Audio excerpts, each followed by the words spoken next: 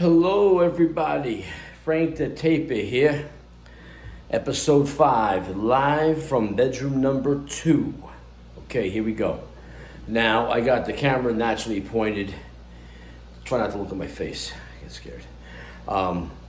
Behind me, you see we did the walls in episode 4, and now I did the ceiling, it's episode 5. Now, I didn't really film myself doing the ceiling, because it's basically the same thing as the walls, okay? It's the same thing. Whatever you did on the walls, do up there, all right? But it's easier, with a little bit of up and down.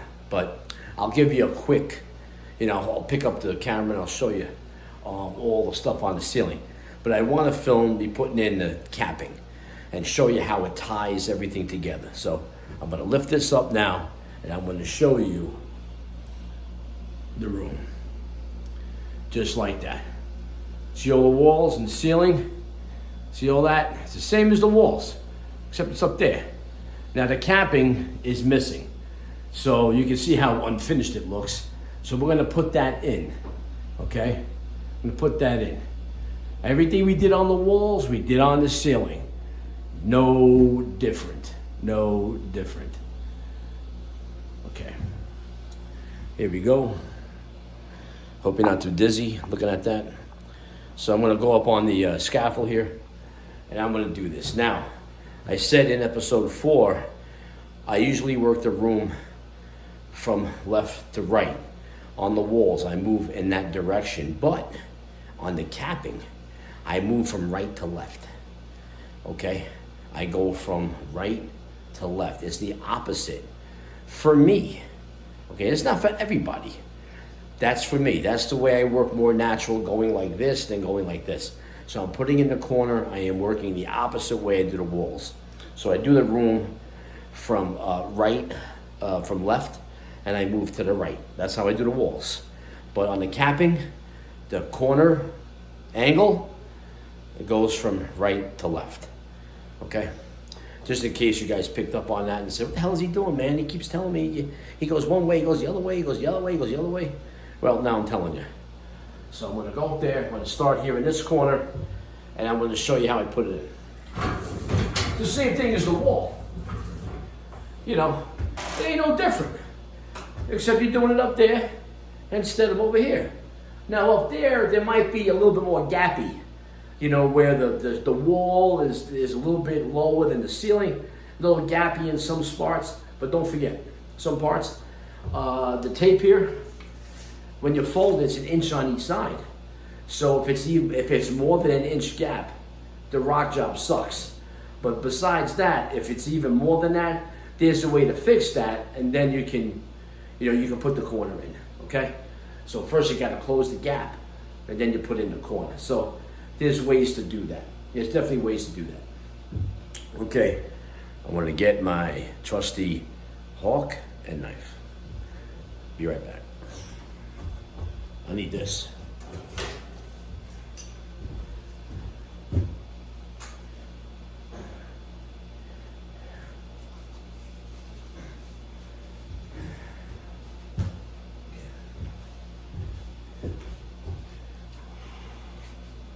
Okay. You guys can hear that? Put the mud on the hawk. Here I am.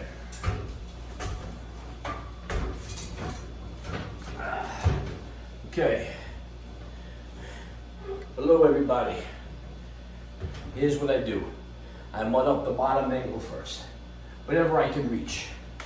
I'll go like this.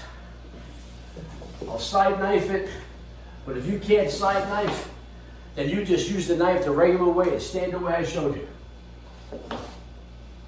Just like that. I mud it up. Then I kind of turn to the side like this, and I mud up the top.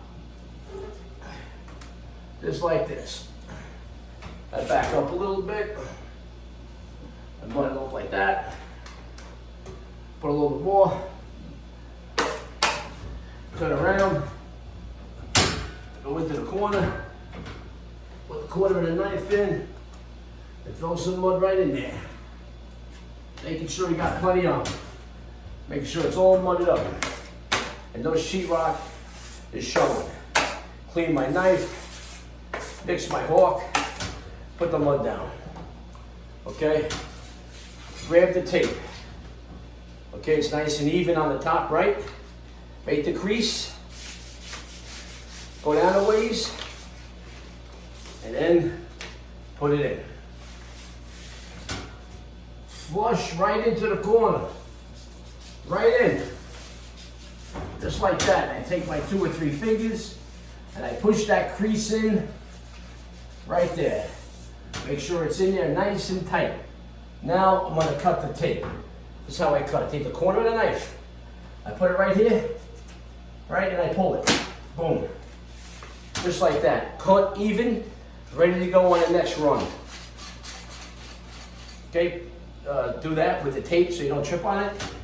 Make sure this is in the corner. Okay, very important. Same thing. Look, you see that gap in there? A gap right in there? I don't know if you can see it, but it's right in there. You can put your knife right in. Make sure, same thing with the corner on the wall. Wipe the side that the sheetrock butts in, like this. If you go like this, it'll go in the gap. So you want to wipe the bottom first, then the top. All right, you grab it on the bottom, put the knife in the corner, like that. And what do? You hold the knife away from the wall. Why? Because you're wiping it down. Just like this. Okay, boom. That's done. Okay, that's wiped down. There's no cheese or any excess mud you got to worry about, no problem. Now you're going to wipe the top. But you're not going to go too close into the crease there because you don't want to push it in. Right now you have a beautiful line right there. So I go in here a little bit like this, I wipe it, get a little started, and then just like that. I just kind of stay on the edge. Just like that. If there's anything down here, I might wipe down again real quick. Everything looks pretty good. Well, we got a couple of screws that I can see. So what do? We take this and we go here. I couldn't see him until the mud got on it. And we give him a little tight.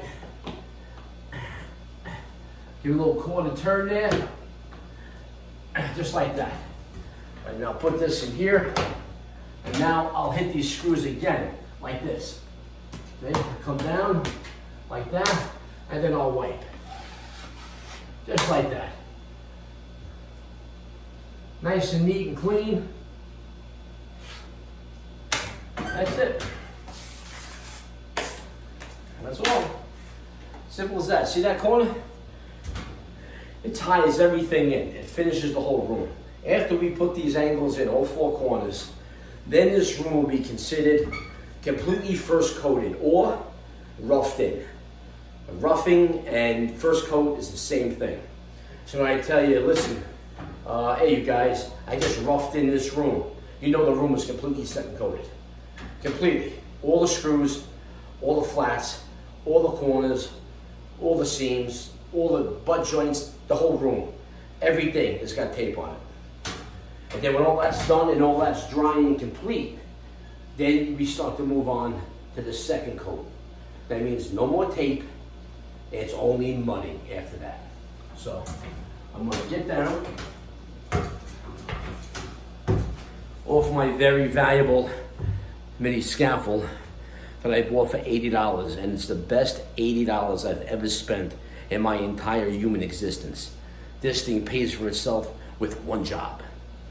And it's great for painting because you got this tray up here and it's got this circle, you know, for the paint can, and you can go up pretty high. It's very comfortable. The wheel's nice.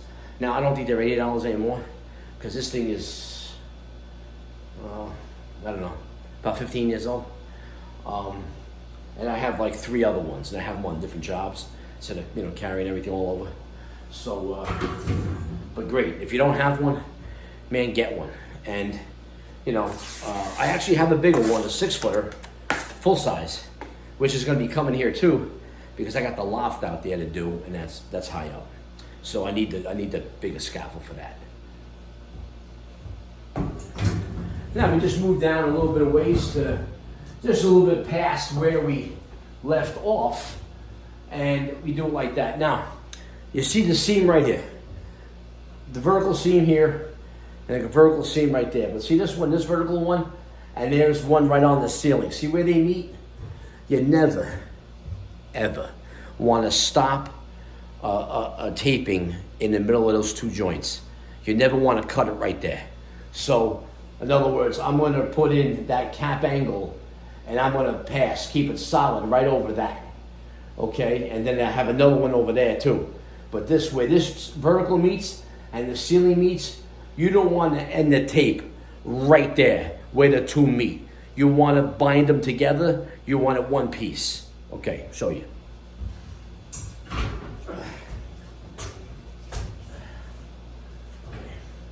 I'm going to mud up the bottom.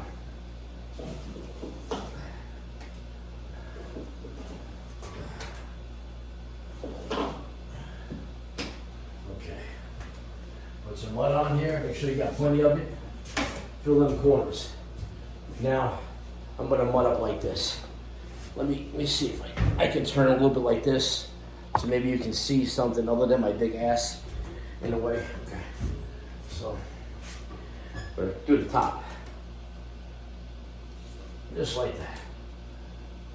Just like that. Okay, gonna back up a little bit. And I'm just gonna keep putting that mud on, baby. Keep putting that mud on. Go a little bit over the corner. Not much, but just meet it. Just meet it, just right there. Okay? Make sure your fork is nice and mixed. Knife is clean. What time is it? Hammer time. Well, it's tape time. Tape time. Now I'm going to put the tape on. Get your crease, run some out, and then place it right where the other corner ends. Right there. Take your fingers and press that crease in the tape right into that angle. Right in there, baby. Cut it straight, and there you go. Now it's in there, okay? And I came far enough away from the next joint, you know. So where the vertical seam on the wall meets a seam on the ceiling, where the two meet, you want to bind them together with one piece of tape. So you never want to stop it. Let's say right here. You want to keep that solid. And what did I say? You got to wipe the bottom first. So I come here and I wipe the bottom first. And just like that. Then I get all the excess off, and then we're good. And then I come and I wipe the top. Just like that. Without pushing anything in there. Without pushing the angle in the crevice. Just like that. Now, of course, I got a couple of nails here, so we'll hit some of these screws that are right next to the thing. We'll mud them up like that, and then we'll hit them. Just like that. See? Beautiful. Just like that. Everything good. Got a little screw right here, and mud that up. Everything's beautiful. See that? I get out of the way. See that? It just binds everything together. You know, it looks really bad without it being done, but once the angle is done, that's it. That binds everything together. After we do that, man, we're good to go. Then we can start the second coat process, which is my favorite coat, by the way. I love second coat because you don't have to fool with the tape. You know, and it's just mud, man. It's just filling everything up, widening everything. It's just terrific. I like it. It's a lot very easy for me. It's one of my favorite coats.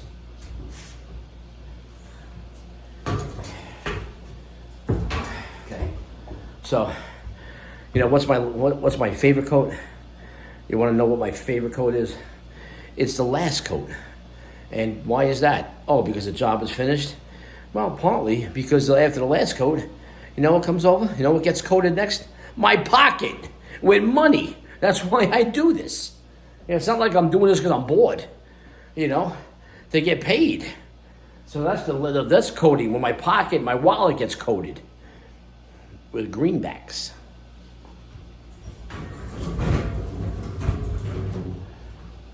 So we just move over until the end of the thing here, end of the angle. Here I am back, Frank the Taper, here live. All right, see that right there? So we start off where? Right at that, right there. See that up there? We start off right from there, we go right to the corner. And that's it, that's what we do. You know, it's probably, I don't know, 4 foot lengths, 4.5 foot lengths or whatever. You know, you don't have to overstretch or anything like that. Okay? You don't have to do that. And here we go. So you guys probably get the gist of it by now. I come in the corner and I put the mud on. Don't be cheap. Get the mud on there, man. Fill it in, fill it up. Come right over to the end. Okay? Then I come over here and I put on the top. Plenty of it. If you don't think you got enough, put a little more on. That's all. You know, it's no law saying, oh, you know, you can only use so much. You know, you use what you got to use. All right. All right, take the hawk. Get the knife clean.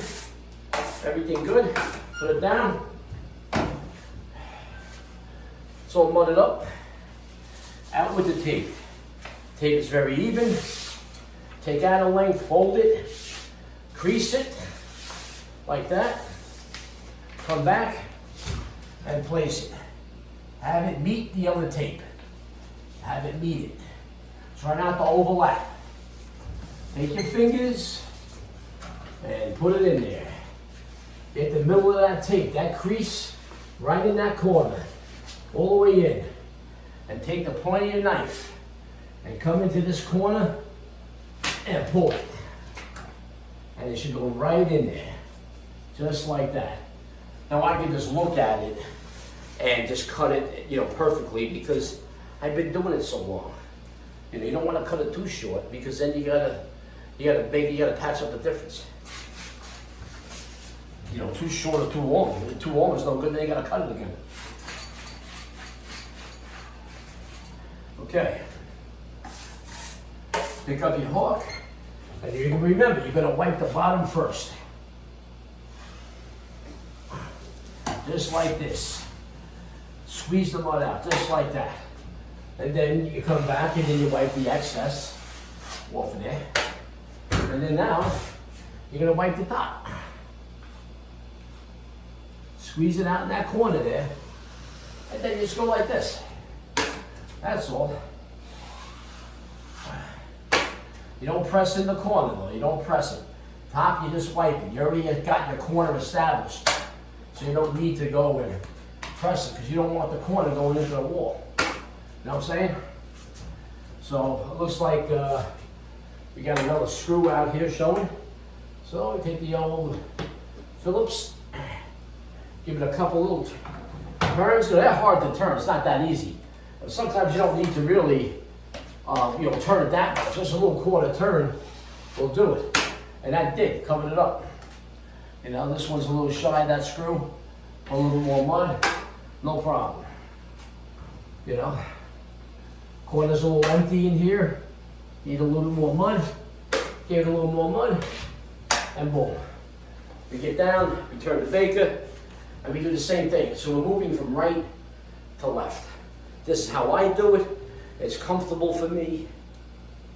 It was natural. Now listen, I can go right to left, I can go left to right, I can go down and up, I can go up and down, I can go sideways, I can, move all ways and Willy Wonka's Wonkavator. I can. So I can tape anything, but I move in a way that's comfortable for me to move. Now you might like to move from right to left, you might like to move from left to right, any way you're comfortable.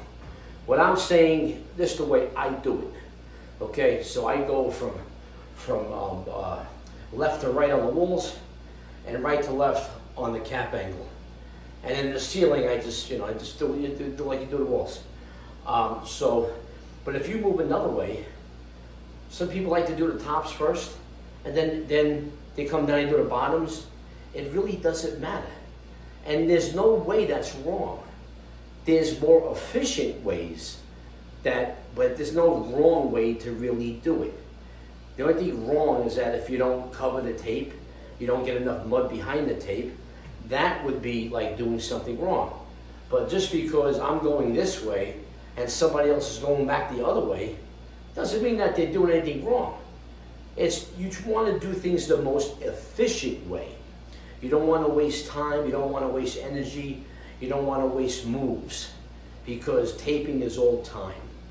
Okay, so you want to try to do the most stuff you can, the most work, with the least amount of time and the least amount of effort. So if I can go faster the way I'm moving here, other than going the opposite way, then I'm going to do whichever allows me to move more fluidly and more efficiently. That's all. But there's nothing right or wrong about it. The end result is all that counts, how you get there. So, some people, they use a 5-inch knife, some people use a 6-inch knife. What is it going to say it's wrong? Whatever works better for you, that's what you do. What I'm doing here is fundamentals. You're just learning the fundamentals, what things you should do and what things you shouldn't do. But if you're more comfortable, like my father's a lefty. He's not a righty. I'm a right-handed taper.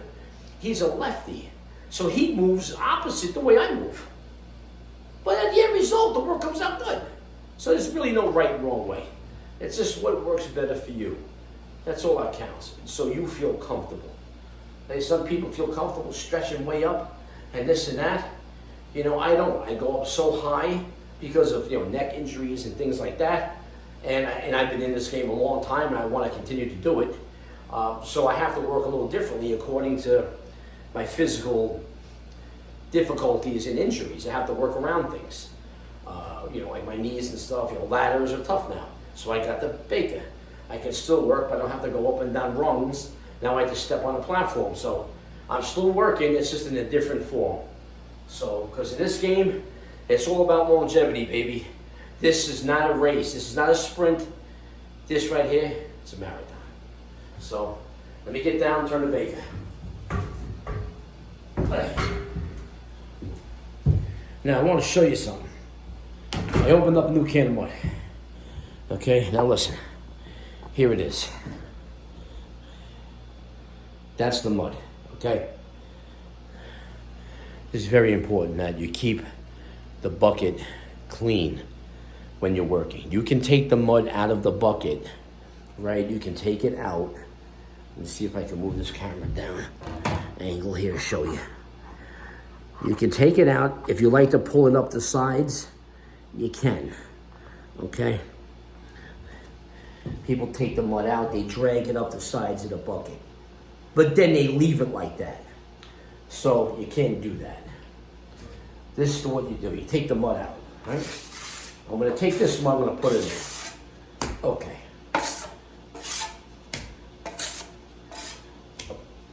It's in here. I'm going to take the mud out, right? Take some out. He gets up on the sides here like that. Some people pull it out, they drag it up the sides, whatever. And it looks like this, up the side. And that's the way they pull the mud out. All right. You pull the mud out like that, besides making it aggravating to me, that's fine. Your next move should be this. Take the 6-inch knife, put your fingers behind it like this, turn your wrist, right, like this. Put it on the inside and go around the edges, just like that. Just like that, just like this, right? Throw it in the bucket. And this is how you work the bucket. Okay, now, in Home Depot and Lowe's, they got a tool for that. I don't know how much it is, maybe $10 or something. It's a metal corner tool, and it's like rounded and shaped like the bucket here. So you can put it in, you can scoop it out up the sides like that. Let me tell you something. you come on the job with that thing, you're gonna look like a real schmuck, okay? You don't need that. All you need to do is take your original 6-inch knife and just go around like this. Turn your wrist and go around the edges. Just like that. Take it, put on your hawk, go around and clean the pail. Get the pail nice and clean. And you work the bucket like that when you're working. You understand? You work it just like that. You work it just like that. And you work the sides of the bucket. Just like this. All the way around. It's a little bit easier on top. But when you get down to the bottom, you hold your knife like this, 2 fingers behind, and you skim the sides. When you're done at the end of the day, you leave all the mud in the middle of the bucket. And your sides like this are clean. Because you don't want that stuff to dry up and fall into that clean mud. Because on your second coat, you'll show. When you go to wipe your seam, and I'm going to show you this, you're going to have lines in it, you're going to have hard pieces in it, and it's going to be a terrible, you'll never be able to have a good finish. It's going to be a royal pain in the keister. So you don't want to do that. So as I'm working, I constantly clean the sides, and I work that bucket all the way down to the bottom and scrape everything off and leave the bucket fairly, very, very clean with almost nothing on the edges. You don't want anything. The mud's got to be clean. All right, now I'll tell you a quick story how I learned to keep the bucket clean. I broke in with a guy in the city named William Tacticus. His name was Willie the Whip. The guy was drunk by 10 o'clock in the morning. Back then they called him Willie the Whale because he was really big. But when he was breaking me in, he was an old man and he was even meaner then. But this guy over here, he can work like a horse. Anyway, he was a stickler. I mean, he was obsessed with keeping the bucket clean. And I was just learning, man. And, well, it wasn't easy. Back then, it was, early 80s. And I was, 15, 16 years old when I was to school. So I went down to the city with my father. And my father put me with this guy. And, well, let's put it this way. I learned how to keep the bucket clean. Because when I didn't, I got hit. The guy hit me. And what am I going to do? The guy's an old man. I got to hit him back. He'll probably want to kill me anyway. I'm going to tell my dad, Dad, Willie hit me. Then my father would beat my ass senseless. And I worked with all these bunch of other construction guys. I mean, I really had no recourse. What was I supposed to do? I knew what I had to do. I had to keep the bucket clean. So I learned from Willie about cleaning the bucket. So as I'm working and taking that mud out, I'm scooping the sides. I'm scraping the sides every time. And when at the end of the day, if the mud was, all over, I'd take all the mud, put it in the middle, make it nice and smooth, clean that edge. Just like that right there. And that's the way I learned. I got hit with the hawk. I got hit in the head, smacked in the face. I don't recommend teaching anybody that way. But back then, listen, that's the way it was. You call the cops. I'll throw you down the elevator shaft. I mean, you couldn't do that. You just had to take your lumps. But you know what? I learned. And I learned the hard way. Like, hard. I just, So, now when I teach people today, I don't do that because I'm not that kind of person. But anyway, that's the way I learned how to keep the bucket clean. Because this guy was obsessed. But the mud was always clean. Every time I pulled it out of the bucket, we put it on the wall. Nice. Everything's smooth. No little hard pieces in it. Nothing.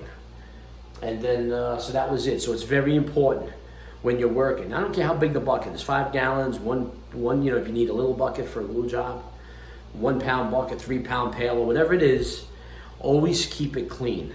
So that if you ever need it, and you open it up, let's say a month later, you need some mud for something, it's not all crusty at the top, and you got to keep the lid on tight. Not like they did to me over here. They moved the can. I think the painters moved it, and the can was all off, and the top got a little crusty. So you can always take the top off, pick up, and then you throw it out, and then everything underneath is soft. But if you're roughing, you can get away with it because you're not leaving any mud on the walls, almost behind the tape, so you get away with it. But for the second coat, you got to keep it clean. So this bucket here we're using for roughing to finish up the angles, but then when we go to second coat, we're going to use it. So we got to keep it nice and clean as we can, and that's the way to clean the bucket. So you don't have to go and buy that stupid corner tool, that bucket tool. I mean, if you're in Home Depot or Lowe's, you can go look at it and see how ridiculous it is. But a lot of people don't know that. They just drag the mud up to the side, then it gets hard, they can't use it, and they're just feeding out of the middle, and half a bucket is wasted. At $25 a can, you can't afford to waste anything. And then if you're watching this channel, you'll know that we don't like to waste anything here.